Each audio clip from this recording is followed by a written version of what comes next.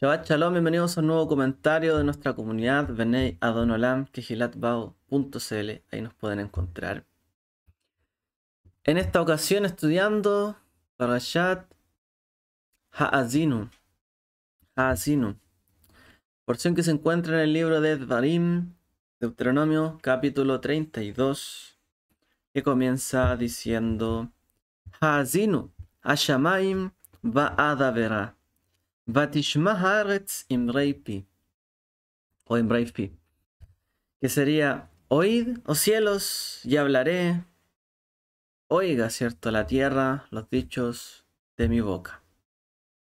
Una de las últimas palabras de Moshe, uno de los últimos cánticos de Moshe, y uno de los últimos esfuerzos de Moshe para que el pueblo de Israel, ¿cierto?, Am Israel, pudiese oír, oír la voz.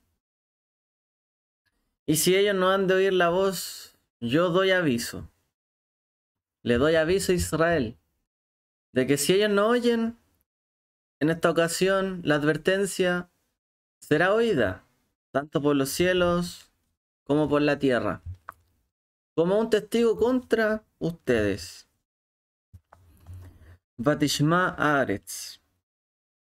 ¿Por qué? Pregunta Rashi, en uno de sus comentarios, dice, ¿por qué llamó al cielo y a la tierra por testigos contra ellos? Moshe pensó, dice él, soy un ser de carne y sangre y he de morir. Y si Israel dijera alguna vez, no hemos aceptado la alianza, nunca la aceptamos. Claro, fueron ellos nuestros padres, o quizás después de que muriese Moshe, algunos podrían desconocer que habían realizado ese pacto.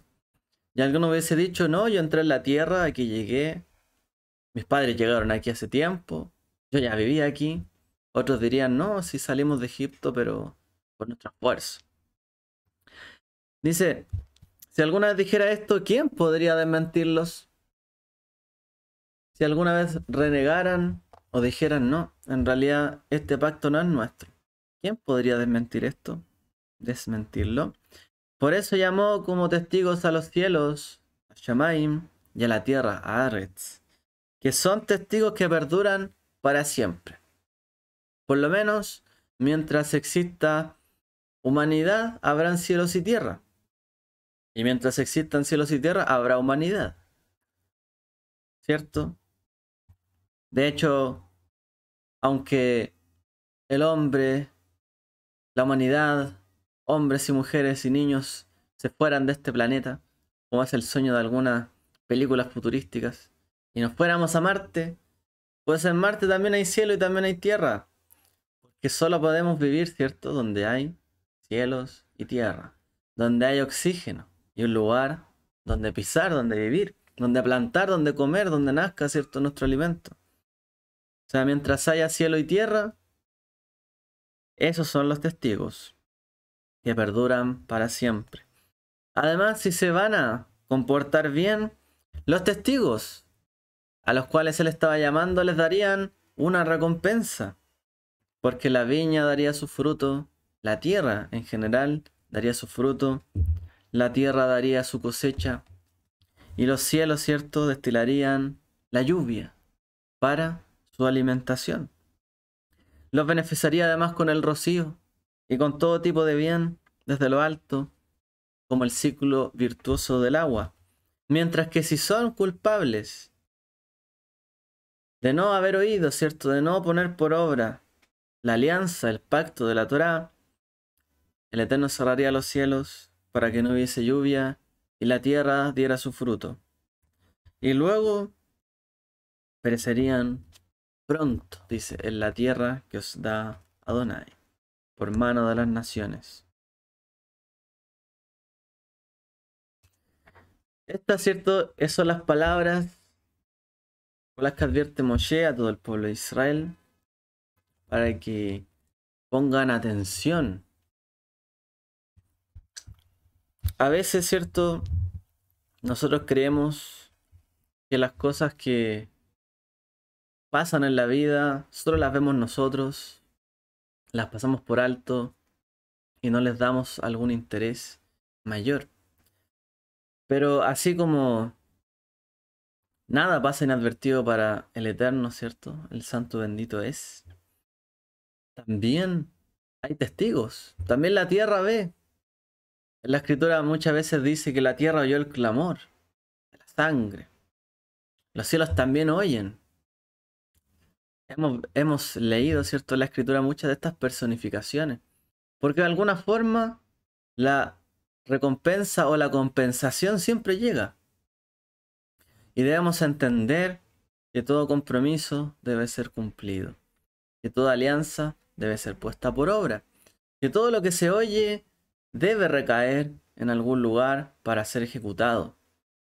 Pues si Israel no oía las palabras, los cielos y la tierra, sí, oyeron y sí serían testigos.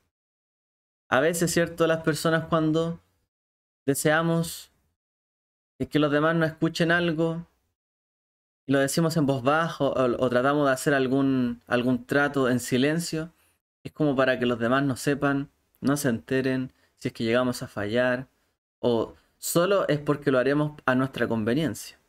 Y por eso a veces las cosas se hacen en secreto, solo a conveniencia de algunos pocos. Pero lo cierto es que los cielos y la tierra son testigos y la compensación viene. Las cosas alcanzan, no se alcanzan, nos persiguen. Si pretendemos creer que el Eterno y su misericordia siempre nos deben alcanzar, pues también su justicia alcanza a todo el mundo y todas las naciones, y sobre todo a su pueblo, ¿cierto?, cuando oye su voz. Ahora, la porción penúltima de la Torá, esta que estamos leyendo, Asinum, es una de las bases también para enseñar que no solamente esta palabra la fue divulgada y oída por Israel, sino que también hay otros testigos.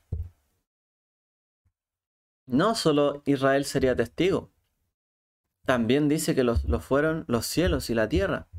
Y así como lo fueron los cielos y la tierra, Israel, pues también hubo naciones que también oyeron y vieron y fueron testigos. Cuando el Eterno sacó a Israel de Egipto, oyeron las cosas que pasaron y hubo testigos entre las naciones. No solamente hubo testigos dentro de Israel. De otro modo, ¿cierto?, la Torá podríamos decir que claramente fue una palabra ajustada, ¿cierto?, al pueblo de Israel. Pero si otros lo oyeron, es porque también dieron fe y testimonio de esto. Si solo Israel ostentara el conocimiento de la Torá, y solo Israel dijera, nosotros somos solo pueblo de Dios, y nadie más entra en oír estas palabras, si Israel, cierto, se cerrara y dijera, solo esto fue para mí, nadie más oyó, y nadie más es testigo, ¿qué validez tendría toda la escritura, cierto, si solo Israel la escribió para sí mismo, y nadie podría dar testimonio de esto? Alguno podría decir, bueno, solo son los testigos los cielos y la tierra. Nos basta con eso, que el resto, ¿cierto?, de las goim, de las naciones, no conozcan y no sepan. Y nosotros somos el pueblo escogido, los demás son algo diferente. No son elección de Dios, ni está su mano sobre ellos. Pero realmente lo que dice este cántico es que realmente el Eterno hace oír su voz, proclama su palabra, y es oída, cierto, en el cielo, en la tierra, y desciende. Desciende como la lluvia que cae para justos e injustos. Desciende, cierto, su palabra, y llena todas las cosas. No solamente llena a sus hijos, sino que también llena todo. Todo lo que Él hizo, todo lo que Él creó. A todas las, incluso a todas las naciones. El problema de Israel es que cuando cree, cierto, ser el único, dice Yeshurun, engordó. ¿Por qué alguien puede engordar? Porque creyó que todo era para él. Y dio cosas, dice, estás rollizo. Menospreció a la roca de su salvación. Abandonó al Dios que lo hizo. Se dejó todo para sí. Y esa precisamente es la idea que no debe pasar. Es cierto, Israel debe tomar lo que es su herencia, su heredad, sus promesas para sí mismo. Pero no significa que debe tomarlo todo. Porque así como el maná cayó del cielo y se les dijo, no pueden recolectar todo el maná que quieran porque se va a pudrir. Así también fue cuando el Eterno dio su palabra a Israel. Podían tomar todo lo que pudiesen acaparar, que no se echara a perder. Pero el resto podría haber, ¿cierto? Otros que se beneficiaran. No uno podría acaparar todo, sino que otros también recogerían y cada uno tendría su porción. Y lo que leemos, ¿cierto? A lo largo de esta parashá también es eso. Que fueron provocados, dice, a celos con dioses extraños, incluso con pueblos extraños, porque ellos despreciaron al Creador, al Eterno. Esa generación también, dice, me han provocado a celo con lo que no es de Dios, me han irritado con sus ídolos. Yo pues los provocaré a celos con los que no son un pueblo, los irritaré con una nación insensata. Es decir, haré que otros también oigan mis palabras y tomaré a otros por pueblo, para que ellos entiendan que no pueden acapararlo todo, y no son los únicos que reciben, no son los únicos testigos. Cuando Israel salió de Egipto, muchos oyeron, y muchos también tuvieron temor de Dios por esto.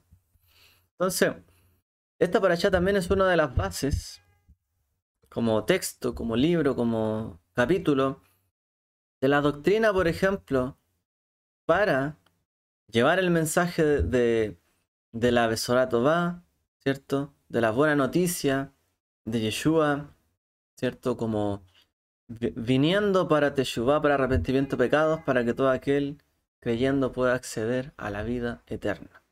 Todo aquel que se arrepienta, todo aquel que se vuelva a él, pueda tener vida eterna. Y esa también fue una de las misiones, por ejemplo, de Shaul Ashaliach, del apóstol o el enviado, ¿cierto? Pablo, cuando él llevó también la noticia de salvación para las naciones.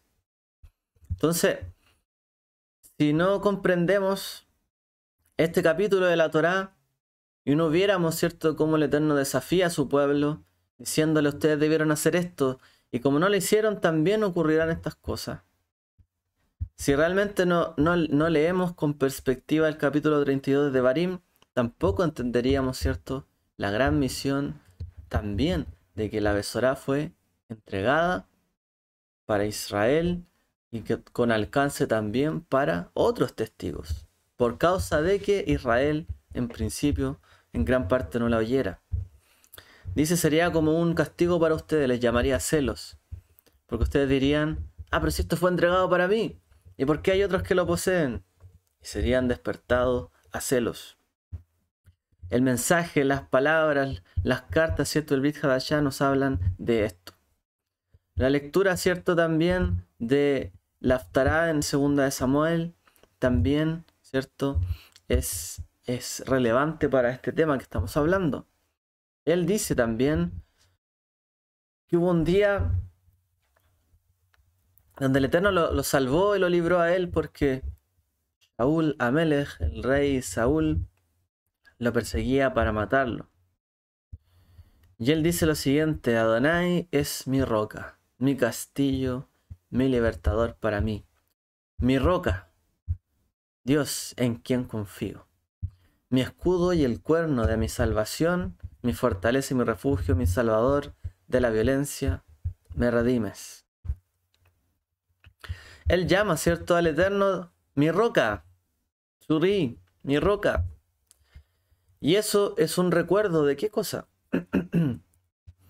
Cuando Moshe, ¿cierto?, se encontró con el Eterno, ¿cierto?, en el monte Sinai, y se elevó ante él, así como lo recordamos, ¿cierto?, en Yom Kippur varias veces. A Moshe se le ordenó que pasase, ¿cierto?, se acercase a él y que se parase sobre una roca o sobre una peña. Y Dios le dice que le mostraría sus espaldas a Moshe y él explicaría, ¿cierto? Toda su esencia, sus atributos. Los pasaría delante de él. Y dice que él lo escondió en la roca, en la peña. Y eso ¿cierto? Implica de que él lo cubrió, lo protegió, lo puso estable en un lugar, lo libró, ¿cierto? Pero también demostró quién era él. O sea, la roca de alguna forma no es que sea una roca que no mueve, que no se mueve, que no habla, que no hace nada, sino que la roca permitió que se pusiese en un lugar firme, seguro, estable, para poder reconocerlo a él. El problema, ¿cierto? Muchas veces que nosotros, como dijera Yeshua, no edificamos sobre la roca, edificamos sobre la arena. Por lo tanto, cuando vienen vicisitudes, dificultades, y la tierra no da su fruto, y la lluvia no cae, y hay escasez o hay problemas, dejamos de reconocerlo a él y reconocer su esencia. Para reconocer su esencia hay que estar parados en la roca. Hay que estar bien firmes. De otra manera, solemos renegar de él, porque no tenemos de dónde afirmarnos y de dónde creer.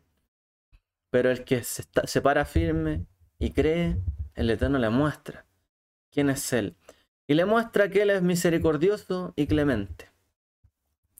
Y que en él también habita la gracia y la verdad. ¿Cierto? La gracia, el gen y la verdad, Emet. En el libro, ¿cierto? De Yohanan, de la Besorá, ¿cierto? De la Buena Nueva, él dice también que le vimos a él, aquí en el Mesías, lleno de gracia y de verdad. Lleno de gen y de Emet, gracia y verdad. Y esa frase, ¿cierto? Que se utiliza ahí para reconocer al Mesías, a quien debemos mirar, ¿cierto? Y escuchar y oír, como dice la Escritura, nos ayuda a entender también que el Eterno, cuál es la esencia del Eterno. La verdad, reconocer quién es Él en verdad. Pero también menciona la palabra gracia. Gracia y verdad. Esta frase, ¿cierto? Aparece muchas veces dentro de la Escritura, la gracia y la verdad. Pero, ¿qué significa gracia y verdad? ¿Qué representan estas palabras realmente? ¿Cuál es su significado?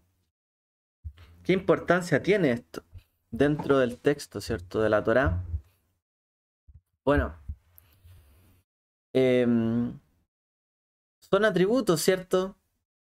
Que obviamente pertenecen al Eterno, a Dios, que también habitaron, dice, en el Mashiach. ¿Okay? Son dos características que podemos reconocer de el Mesías. Son características mesiánicas, ¿cierto? De la Escritura. Y que hablan de Dios. Ahora, gracia y verdad pueden convivir juntas. Démosle una vuelta a este punto. Porque gracia y verdad representan dos cosas, ¿cierto? Diferentes. Bueno, la verdad, lo real, lo cierto, lo que es, ¿cierto? Las cosas son como son. Las cosas se dicen como se deben decir. La verdad muestra lo que las cosas son en esencia, ¿cierto? La verdad es contraria a la mentira. La mentira, ¿cierto?, tiene que ver con el engaño o no reconocer las cosas como son realmente. Pero la verdad es reconocer como son. Pero la palabra gracia o la palabra favor, ¿cierto?, tiene que ver con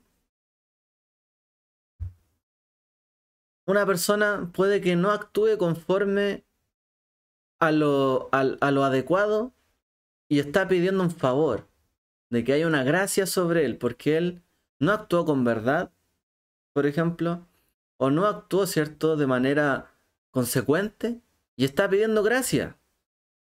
O hay una gracia que se le puede conceder a alguien, aun cuando no tenga el mérito suficiente, se le da de gracia algo en particular, una recompensa. O sea, al decir gracia estamos diciendo que no reconoció o no hizo lo que debía hacer en verdad, porque está pidiendo de gracia algo. En cambio, si la persona lo meritara, cumpliese con la verdad, dijese la verdad y actuase conforme a la verdad, no tendría que estar pidiendo gracia, ¿cierto? Porque realmente tendría el mérito. Entonces estas dos palabras, por ejemplo, si uno va a comprar algo, ya vamos a la feria a comprar algo, y dijésemos, yo voy a pagar el precio real, estoy pagando el precio que es de verdad, por el cual me están ofreciendo. Pero también puedo ir yo a la feria y decirle, oye, te ofrezco tanto, en realidad quiero una rebaja por tal producto. Yo no estoy pagando el precio verdadero o real. Estoy pidiendo una rebaja, una gracia. No voy a pagar el precio que se está colocando ahí, sino estoy pidiendo, por así decir, un favor. ¿Cierto? Gracia, favor, lo mismo. Para que el precio no sea el real. O sea, estoy disminuyendo, por así decirlo, el valor de verdad. Entonces, aun cuando en los dos casos la persona pagase por el producto, la primera oportunidad está pagando el producto real, verdadero, pero en el segundo no está probando, o sea, pagando el producto verdadero. Entonces, obtuvo una gracia, ¿cierto? Porque pagó un poco menos. Entonces ya no deja de ser verdad. Ahora pasa a ser un precio de gracia, no un precio de verdad. El precio de gracia, ¿ok? Entonces, ¿por qué y cómo pueden convivir la gracia y la verdad juntas? Nos preguntamos, ¿cómo puede haber gracia y verdad? O sea, por un lado reconozco que Dios es verdadero, es real, pero por otro lado tengo que decir que Él también es un Dios de gracia. ¿Por qué? Porque no actuamos con Él nosotros siempre con verdad. Y en el momento en que no actuamos con Él con verdad, tiene que intervenir su gracia. ¿Por qué? Porque no nos hallamos en la condición para que Él nos bendiga de la manera adecuada. Y eso le iba a pasar a Israel con la Torá y con la alianza. Israel no actuaría conforme a la verdad de la Torá. Por lo tanto, la única manera de que Israel pudiese saldar las cuentas con el Eterno, con Dios, es que hubiese gracia. Una gracia atribuida. Pagar un precio, aunque sea menor, pero pagar un precio. Gracia tampoco es símbolo de algo gratuito. ¿Ok? Porque para que haya gracia, tiene que haber algo de por medio.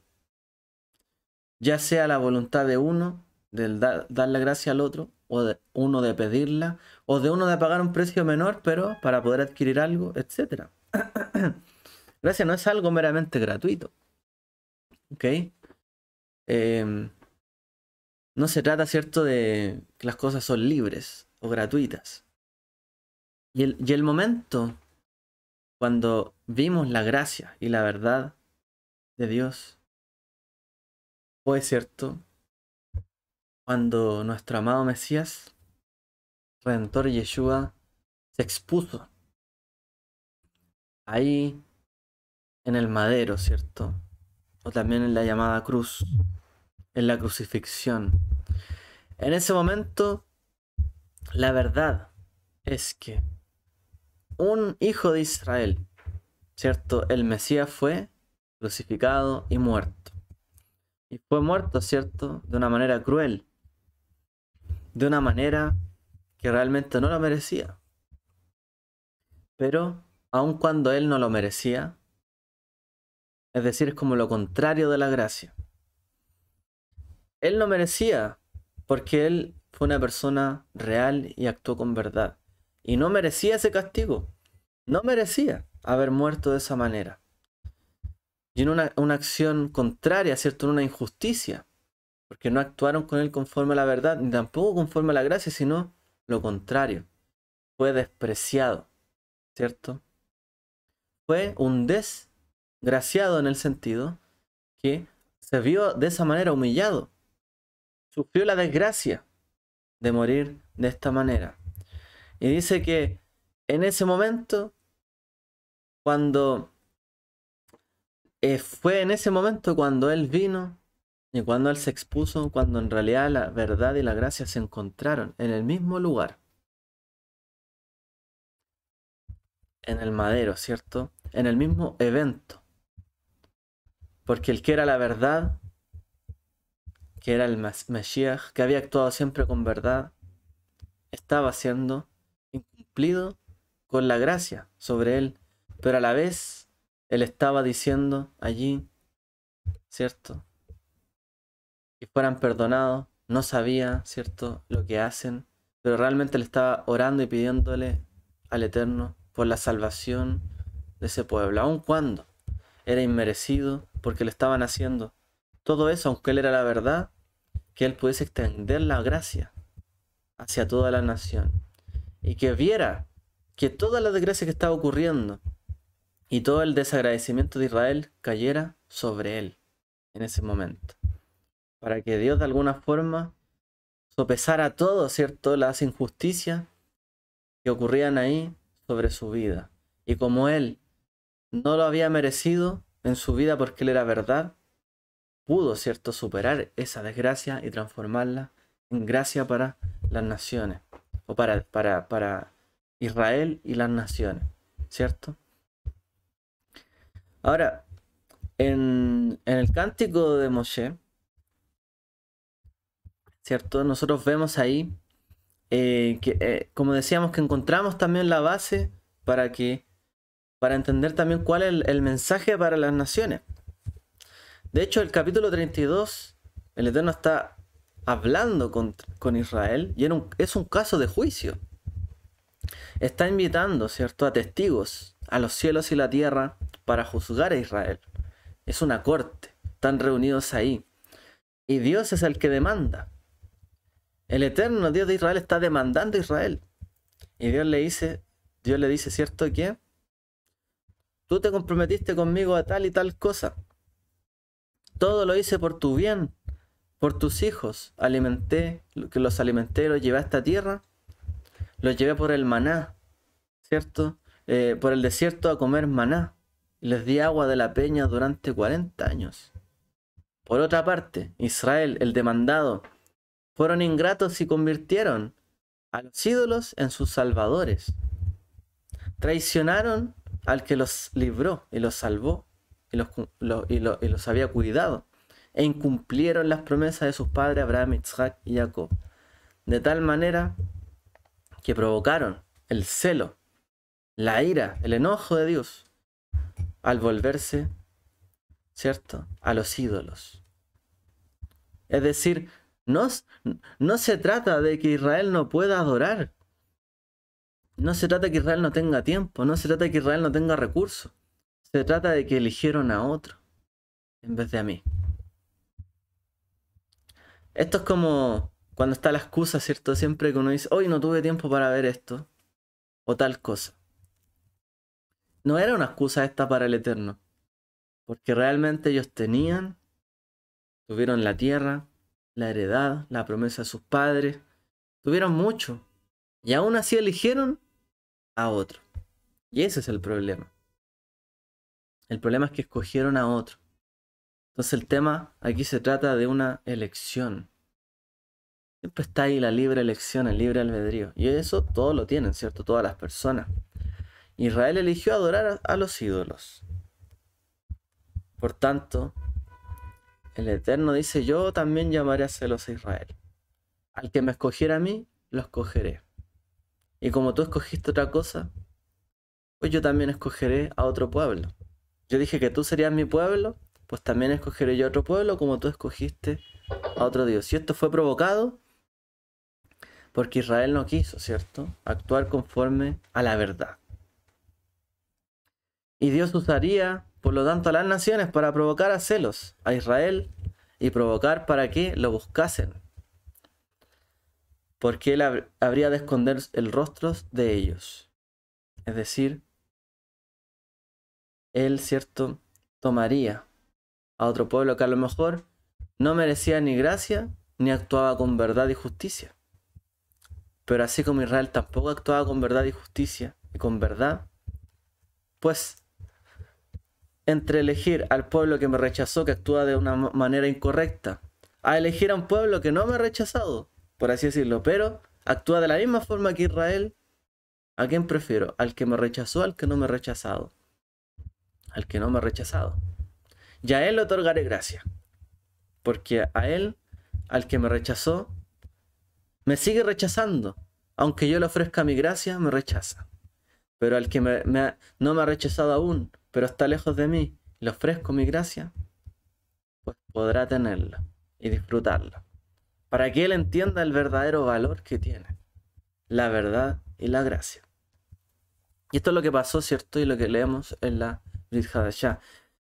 Pablo dice, digo entonces, ¿han tropezado para caer, Israel? Ciertamente no, pero su caída para provocarlos a celos es. Y vino la salvación de esta manera a los gentiles, a las naciones. Y si su ruina es riqueza para el mundo y su derrota es riqueza para las naciones, los gentiles, ¿cuánto más su plenitud? Porque os hablo, gentiles, por cuanto soy enviado apóstol de los gentiles, honro de ministerio. Si de alguna manera puedo provocar a celos a los que no son mi carne y salvar a alguno de ellos. Porque si el ser desechados es la reconciliación del mundo, ¿qué será su aceptación sino vida entre los muertos?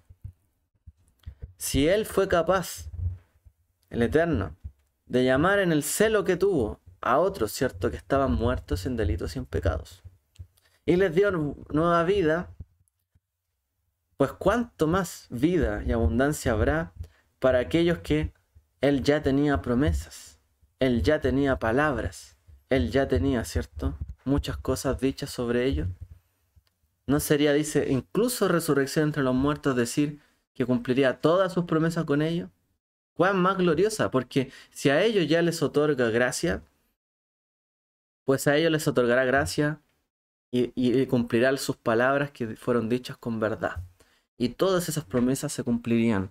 Por eso no es que Pablo desestima la salvación, ¿cierto?, de las naciones, o decir que son inferiores, sino que si a ellos hallaron una gracia tan grande, aun cuando no andaban en la verdad, qué gran salvación y honra y gloria habrá cuando el pueblo haga la verdad, porque sobre esa verdad y esa Torá están todas las promesas allí. Y habrá resurrección, dice él. Ahora, esto también puede compararse, inspirarse de las palabras de la parashá de hoy, donde dicen, pero Yeshurun, es decir, Yeshurun, que viene de la palabra Yashar, justo, pero es como una manera irónica de decirlo, es como el pequeño justo. Este justito, pero que se cree justo en el fondo. Pero Yeshurun engordó y dio coces. Engordó, se ensanchó, está obeso. Y dejó a Dios que lo hizo y menospreció la roca de su salvación. Le provocaron a celos con dioses extraños, con abominaciones, lo provocaron a ira. Sacrificaron a demonios, a otros dioses, no a Dios. A dioses que no conocían. A dioses nuevos recién llegados, que vuestros padres no temieron. De la roca que te engendró te has olvidado y te has olvidado del Dios que te dio a luz. Cuando Adonai lo vio, los despreció. Los desgració. Por la provocación de sus hijos y sus hijas. Y dijo, esconderé de ellos mi rostro y veré cuál será su fin, porque son una generación perversa, hijos de en quienes no hay fe. Me han provocado a celo con lo que no es Dios y me han hecho enojar con sus ídolos insensatos. Pero los provocaré a celos con los que no son nación. Los haré enojar con una nación insensata, porque un fuego se enciende en mi ira y arderá hasta el más bajo infierno. Devorará la tierra con sus frutos y prenderá fuego a los cimientos de los montes. Hay una ira ahí, ¿cierto? Es decir, que vendría sobre la tierra de Israel. Así como pasó cuando vino el Mashiach, después se destruyó y se incendió la ciudad. Tal cual. Podamos ver el reflejo de esto, ¿cierto? En la destrucción de ambos templos, en efecto. Entonces el punto es que Dios sí habló en la escritura que Él incluiría a las naciones. No es una invención esto de Pablo, ¿ok? No es una invención de la Brit Hadashah. Está ahí, está en la Torá. Que eran parte del cronograma, digamos, del Eterno dentro de su palabra y de su Torá, incluso en los días de Moshe. Pero iba a ser de tal forma en que el propósito de que esas naciones también entraran es que Israel también pudiese retornar. O sea, en eso se muestra su infinita gracia. Porque si a mí me han desechado y si alguien me desecha, me desprecia, no quiere saber nada de mí, yo le digo algo, no lo hace, le prometo algo, no le importa. Yo no quiero saber más de esa persona. Pero resulta que el Eterno, todo lo que hace, lo hace también para despertar a su pueblo Israel. Así de grande es su gracia. No es una gracia que reemplaza uno por otro, como el pueblo de Israel reemplazó al Eterno, su creador, por otros dioses. Sino que él, su celo, lo que hizo fue provocarlo para que él pudiese retornar y volver. Es mucha la gracia que él tiene, porque él, aún con todo, ¿cierto? Perdona, olvida, y el objetivo de él no es perder a nadie, ¿cierto? A ninguno. El buen pastor. Dice en los profetas, él levantará pendón a las naciones de lejos, los llamará desde los confines de la tierra, y vendrán con rapidez, ¿cierto? Velozmente. Isaías 5:26. Isaías 11:12, levantará un estandarte de las naciones y reunirá a los desterrados de Israel. O sea, levantará un estandarte entre las naciones y así reunirá a los desterrados de Israel. Los llamó para que Israel volviese, los desterrados, y reuniría a los dispersos de Judá de los 4 rincones de la tierra. Así dice Adonai Elohim. He aquí levantaré mi mano en juramento a las naciones y levantaré mi estandarte a los pueblos. Traerán a tus hijos en brazos y a tus hijas serán llevadas en hombros. Yo levantaré un estandarte entre las naciones y los pueblos, y entre ellos dice que tomarán a tus hijos en brazos y en hombros, tus hijas. Es decir, retornaría a su pueblo con esa gracia redentora. Adonai ha desnudado su santo brazo a los ojos de las naciones, y todos los confines de la tierra verán la salvación de nuestro Elohim. Isaías 52:10. Porque te extenderás a derecha, a izquierda, y tu descendencia heredará las naciones y habitarás las naciones asoladas. Otro más. En aquel día levantaré el tabernáculo de David, que está caído, y lo repararé, levantaré sus ruinas y las reedificaré como en los días de antaño, para que posean el remanente de Edom y todas las naciones, todos los gentiles sobre los cuales mi nombre es invocado, dice Adonai, que hace esto. Amós 9:11-12. De hecho, ese pasaje de Amós es recitado en la Brit Hadashah, es mencionado varias veces. En el fondo, también es citado para decirles a las naciones, los apóstoles le dijeron, no necesitan convertirse en judíos o en ser el Israel, pero sí tienen, ¿cierto?, esos derechos y privilegios, aun cuando siendo de las naciones, ¿cierto?, de poder entrar en una relación con el Creador, en un pacto con Él, porque dice que ellos también invocarían el nombre de Adonai, aun siendo otras naciones y pueblos, sin perder esa identidad que son otras naciones y pueblos. Hay quien podrá, como un extranjero que quería vivir en Israel, podía vivir en Israel, pero también habría naciones extranjeras que también reconocerían su nombre. Eso está diciendo. Es decir, la inclusión de las naciones en el reino de Dios es parte también del plan.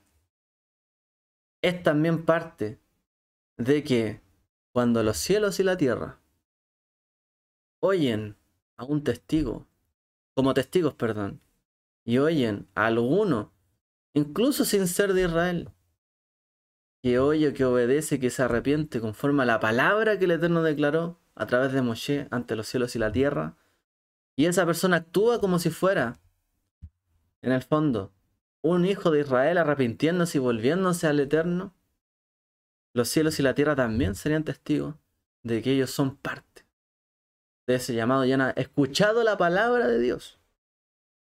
Es decir, cielos y tierra también son testigos de cuando las naciones y los que no son judíos, digamos, también oyen la palabra. Porque fueron testigos de que quien cumpla esto y quien se vuelva a él, en el fondo sería bendecido. Y también cielos y tierra son testigos cuando las naciones oyen, ¿cierto? Y se vuelven a él. Y provocar a celo a Israel no es una tarea fácil, no es sencilla. De hecho, muchos, ¿cierto?, entendiendo estas palabras, a veces dicen, ay, es que ahora nosotros somos pueblo y ellos fueron desplazados. E intentan llamar a celo como las personas suelen llamar a celo, engañando o diciendo, él te abandonó a ti. Vente conmigo. Pero en realidad, el celo que el Eterno habló en la Escritura no fue así como mencionamos. No, porque él no hizo como el pueblo de Israel, que lo reemplazó al Eterno por otros dioses y lo dejó de lado, aun pudiendo servirle a él. Sino que el celo del Eterno fue, pues aun cuando te alejes de mí y me rechaces y me desprecies, mi gracia te alcanzará. Y de alguna forma te despertaré para que vuelvas a mí. Ese es el celo que tiene, porque mío eres tú. Y el pueblo y las naciones tienen que entender, las naciones y los pueblos de la tierra, que también fueron llamados con el propósito de que Israel volviese. No para despertarlos a celo enojándolos, ¿cierto? Diciéndole que ahora somos pueblo nosotros, sino que a través de su obediencia y del haber oído. Y que los cielos y la tierra sean testigos de que ellos también oyen su palabra y su alianza y su pacto, pues de esa forma ellos pueden despertar a celo. Pero no porque haya una jactancia. Pablo lo dijo bien. No es bueno jactarse. Que no se jacten ustedes de esto. Ustedes solo fueron injertados. Hay una rama natural. Ojo con eso. Entonces, la respuesta no es, ante este celo, tratar de convertir a todos los judíos en cristianos. O tratar de, con toda división de teología y dogma, tratar de convencer con alguna de ellas, ¿cierto?, al judío para que se convierta. No se trata de confundir al pueblo diciéndole, en Yeshua se abolió la Torá. No se trata de eso, ¿cierto? Porque estaríamos alejándolos de que oigan las palabras del pacto y de la alianza. La forma en que puede provocar las naciones y los gentiles, ¿cierto?, a Israel y a celos, ¿cómo es? Amando lo que aman el pueblo de Israel, ¿cierto? Amando estar con ellos, amando apoyar a Israel, orar por Israel, amando al Dios de Israel y a la tierra incluso de Israel, más que incluso ellos, tomando una pertenencia y una identidad en los mandamientos, en la Torá y en el pacto, incluso mayor que la que ellos toman. La única manera de llamar a celos es amando más. ¿Por qué? ¿Cuándo ocurre ese tema de los celos, por ejemplo? Cuando alguien ve que su pareja, digamos, tiene más afecto o una mayor atención sobre otra persona que sobre ella o sobre él, ahí hay celo. Por lo tanto, la forma de llamar a celo es esa. Cuando las naciones tomen un amor mayor inclusive a la tierra de Israel, a su pacto, al convenio, a los mandamientos, a todo lo que le pertenece a ellos, y demuestren tener incluso más amor, ahí despierta un celo. O sea, tienen más afecto. Incluso el que yo tengo, de alguna forma. ¿Se fijan?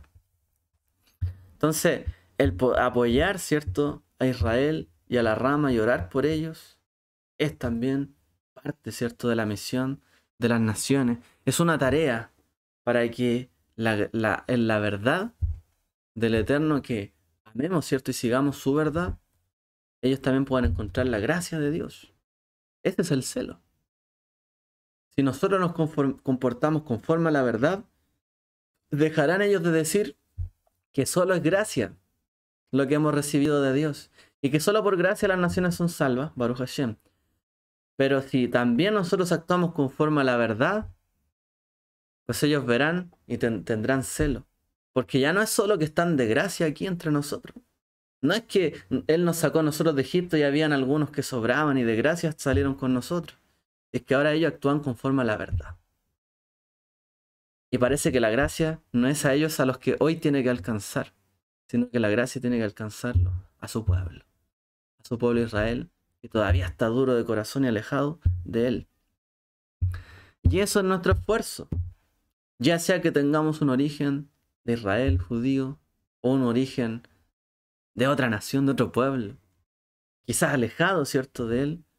Eso es lo que tenemos que tratar nosotros de encaminarnos, amando la gracia y la verdad, sabiendo que por gracia hemos sido salvados, pero que con verdad debemos actuar hoy para que la gracia también los alcance a ellos. Y así fue, que aun cuando no actuamos sin merecerlo, y el Mesías murió sin merecerlo, aún así dispuso al actuar con verdad él que la gracia alcanzara a otros.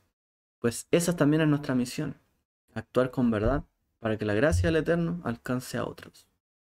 Y cuando andamos en la verdad, andamos en la luz, ¿cierto? Y cuando andamos en la verdad, la gente se da cuenta, a lo mejor, que hacemos cosas diferentes, que tenemos un testimonio diferente, y la gracia del Eterno y de Dios y de nuestro amado Mashiach puede alcanzar a otro.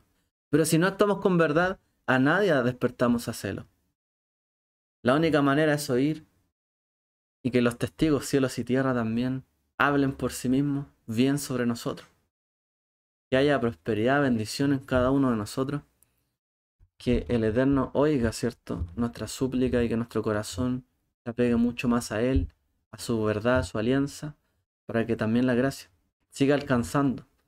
Así como Mashiach vino, Yeshua, y quiso, y actuó con verdad para que también la gracia alcanzara a su pueblo. Hagámonos lo mismo nosotros. Que el Eterno les bendiga a todos. Shabbat Shalom.